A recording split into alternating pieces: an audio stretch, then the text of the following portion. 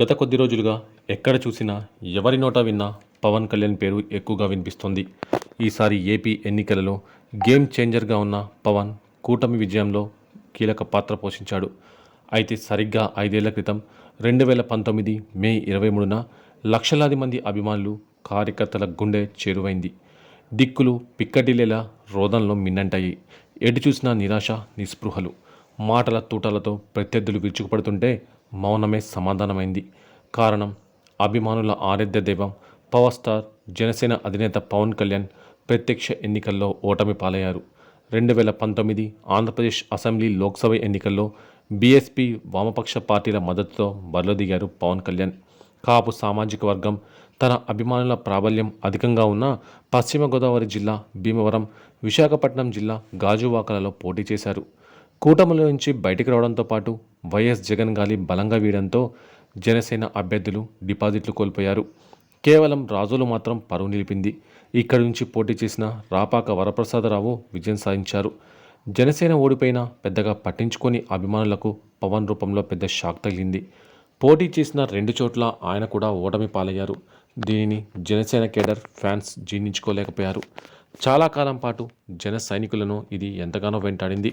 కానీ పవన్ కళ్యాణ్ మాత్రం చెక్కు చెదరలేదు. రెట్టించిన ఆత్మవిశ్వాసంతో ప్రజా సమస్యలపై పోరాటం చేశారు. కొత్తగా వచ్చిన జగన్ ప్రభుత్వానికి కొద్ది రోజులు సమయం ఇచ్చి వేచి చూద్దామన్నారు. కానీ తాను ఈ 5 ఏళ్లు ఎలా వ్యవహరిస్తానో ప్రజా వేదిక కూల్చివేతతోనే జగన్ విపక్షాలకు సంకేతాలు పంపారు. ఆ వెంటనే ఇసుక అమ్మకాలను కట్టడి చేసి భవన నిర్మాణ కార్మికులకు ఉపాధి లేకుండా చేశారు. దీంతో ఉపాధి లేక పలువురు కూలీలు ఆత్మహత్య చేసుకున్నారు. ఈ పరిణామాలపై దిగ్భ్రాంతి వ్యక్తం చేసిన పవన్ కళ్యాణ్ భవన నిర్మాణ కార్మికుల పక్షాన పోరాటం ప్రారంభించారు. అప్పటి నుంచి కౌలు రైతులకు భరోసా యాత్ర, జనవాణి, వారాహి విజయయాత్రలతో నిత్యం జనంలో ఉండేలా చూసుకున్నారు.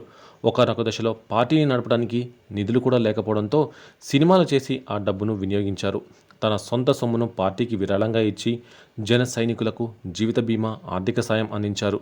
పవన్ కళ్యాణ్ పర్యటనకు వస్తున్న ప్రజాస్పందనతో భయపడ్డ జగన్ సర్కారు ఆయనకు పలుమార్లు అడ్డంకులు సృష్టించారు. మంత్రులు, ఇతర కీలక వైసీపీ నేతలు నిత్యం పవన్ కళ్యాణ్పై వ్యక్తిగత విమర్శలు చేసేవారు. పవన్ అసెంబ్లీ గేటు కూడా దాటలేడంటూ ఆయన మానసిక స్థైర్యం దెబ్బతీసేందుకు యత్నించేవారు. చివరికి సీఎం జగన్ కూడా 3 పెళ్లిళ్లు, దత్తపుత్రుడు, ప్యాకేజ్ స్టార్ అంటూ పవన్ను టార్గెట్ చేసేవారు. చాలా కాలం పాటు విమర్శలను తేలిగ్గా తీసుకున్న పవన్ కళ్యాణ్ ఇక లాభం లేదనుకుని తన విశ్వరూపం చూపించాడు. ఎవడైనా తనను ప్యాకేజ్ స్టార్ అంటే చెప్పు తీసుకొని కొడదానని హెచ్చరించారు. అస్తమానం 3 పెళ్లిళ్లు అంటూ విమర్శిస్తున్న జగన్ను నా 4వ పెళ్లం నువ్వేనంటూ పవన్ చురకలంటించారు. ఈసారి ఎట్టి పరిస్థితుల్లోనూ అసెంబ్లీలోనూ అడుగు పెడతామని తొడగొట్టి చెప్పారు జనసేనని. జగన్ను అధపాతాళానికి తొక్కేస్తానని చెప్పిన పవన్ తన వ్యూహాలతో బీజేపీ, టీడీపీలతో జతకట్టి వాడివేడి ప్రసంగాలతో ప్రజల్లో ఆలోచనల్ని రేకెత్తించారు. తన సామాజిక వర్గం అభిమానుల ఓట్లను కూటమి దిశగా మళ్లించి వైసీపీని 11 స్థానాలకు పరిమితం చేశారు. ఈసారి 2 స్థానాల నుంచి కాకుండా పిఠాపురం నుంచి బరిలో నిలిచి భారీ మెజారిటీతో విజయం సాధించారు. డిప్యూటీ సీఎంగా 6 శాఖలకు మంత్రిగా బాధ్యతలు స్వీకరించి అసెంబ్లీలో ఎమ్మెల్యే సాబ్గా సగర్వంగా అడుగుపెట్టారు పవన్ కళ్యాణ్. ఈ అపురూప క్షణాలను టీవీలోనూ, ఇతర సామాజిక మాధ్యమాల్లోనూ వీక్షించిన అశేష అభిమానులు భావోద్వేగానికి గురయ్యారు. అయితే పవన్ కళ్యాణ్ని ఎంతగానో ప్రేమించే యాంకర్ అమ్మ తన కొడుకు పేరు పవన్ కళ్యాణ్ అని పెట్టాలని అత్తగారితోనే ఏకంగా గొడవేసుకుందట. మరి ఆ యాంకర్ అమ్మ మరెవరో కాదు, హాట్ భామ శ్రవంతి చొక్కారపు. అభిమానులకు పెద్దగా పరిచయం అక్కలేని ఈ భామ సోషల్ మీడియాలో తెగ రచ్చ చేస్తూ ఉంటుంది. అందానికి అందం, టాలెంట్కు టాలెంటు రెండూ శ్రవంతి సొంతం. ఓ ప్రముఖ యూట్యూబ్ ఛానల్లో యాంకర్గా కెరీర్ మొదలుపెట్టిన శ్రవంతి వివాదాస్పద దర్శకుడు రామ్ గోపాల్ వర్మతో జరిపిన ఓ ఇంటర్వ్యూతో లైమ్లైట్లోకి వచ్చింది. ఆ తరువాత పుష్ప విడుదల సమయంలో చిత్ర యూనిట్తో చేసిన మరో ఇంటర్వ్యూ స్రవంతి కెరియర్ను ఒక్కసారిగా మలుపు తిప్పింది. హీరో అల్లు అర్జున్, దర్శకుడు సుకుమార్లను స్రవంతి ఇంటర్వ్యూ చేసింది.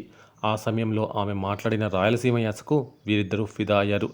రాయలసీమ సినిమాలు తీస్తే ఖచ్చితంగా స్రవంతి రిఫరెన్స్ తీసుకుంటామని చెప్పడంతో ఓవర్ నైట్ స్టార్గా మారిపోయింది.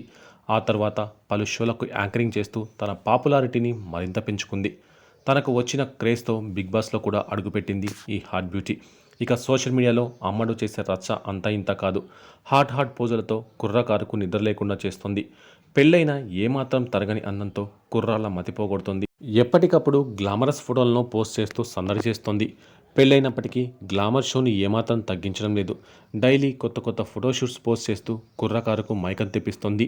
రోజురోజుకు సోషల్ మీడియాలో కూడా విపరీతంగా ఫాలోవర్స్ను పెంచుకుంటుంది. స్కిన్ షోతో కుర్రాళ్లకు పిచ్చెక్కిస్తుంది. ఇది చూసిన అభిమానులు స్రవంతి హీరోయిన్ మెటీరియల్ అంటూ కామెంట్స్ చేస్తున్నారు. 30 ఏళ్ల వయసు ఉన్న స్రవంతి కొన్నేళ్ల క్రితమే వివాహం చేసుకుంది.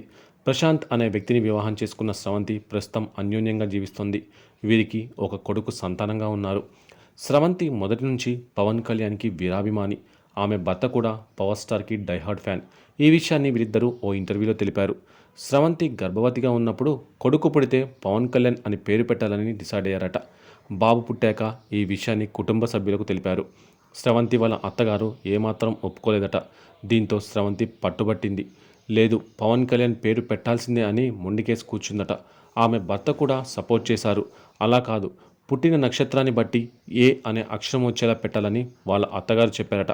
సరే, పవన్ కళ్యాణ్ అని పెట్టలేకపోయాం, కనీసం అకీరా అని అయినా పెడదామని డిసైడ్ అయ్యారు. తమ కొడుక్కి అకీరానందన్ అని పేరు పెట్టారట. పవన్ కళ్యాణ్ కొడుకు పేరు కూడా అకీరానందనే. నక్షత్రం ప్రకారం పెట్టినందుకు కుటుంబ సభ్యులు హ్యాపీ. తమ అభిమాన నటుడు పవన్ కళ్యాణ్ కొడుకు పేరు పెట్టినందుకు స్రవంతి దంపతులు కూడా హ్యాపీగా ఫీల్ అయ్యారు.